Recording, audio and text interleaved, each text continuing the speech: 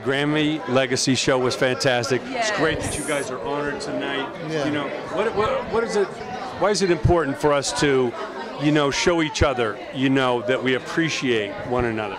Because sometimes, you know, it gets lonely out here, you know what I mean? And when you're, you know, working hard for these artists who sometimes aren't as appreciative, even though you have the trappings, the spoils, not you at all, but the trappings, the spoils, the money, but sometimes you don't necessarily have the appreciation from your community.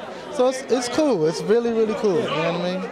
It's not necessary, but it's a nice component, yes. you know? Yes. We don't do this for the recognition, but it's nice when it's nice when it happens. Yeah. How about you? Why is it important to show other people how much you care about it? It's crucial. I think everybody, you know, wants to know that somebody's listening. We don't do this music just for ourselves to sit in a closet. You do it for people, for the listeners, for the viewers. And so when they show appreciation, and then appreciation is shown from people who actually do what you do, you know, it's near and dear to your heart. So I'm glad that they're honoring him tonight, and I'm glad that I'm standing by his side. Yes.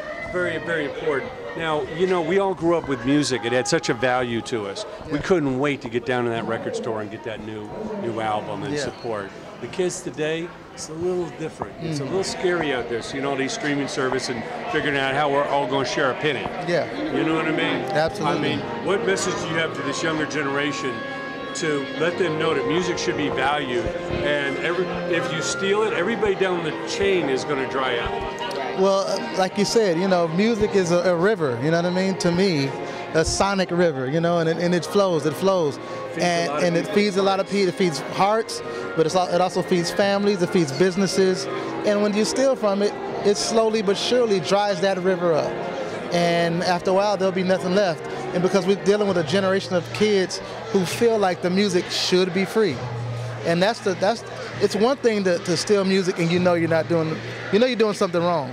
But when you're stealing music and you think it's right, that's a whole other issue. You know what I mean? So it's a big issue. It's a huge issue. If they take the music out of our schools, that's bad enough. But if they take music out of the generation where they have no value for it, they share it and steal it like it's nothing. Yeah. So I mean, you know, I'm hoping that there's a resurgence of information and just a resurfacing of the love for just music, so you will appreciate it like my mother appreciated as a kid Miles Davis. So all the kids went and bought millions of Miles Davis's albums, you know. But today, if Miles was alive right now, he'd put an album out and nobody would buy it because kids do not appreciate the art. You know what I mean? So hopefully we can get back to that place. Yeah. Where it's appreciated.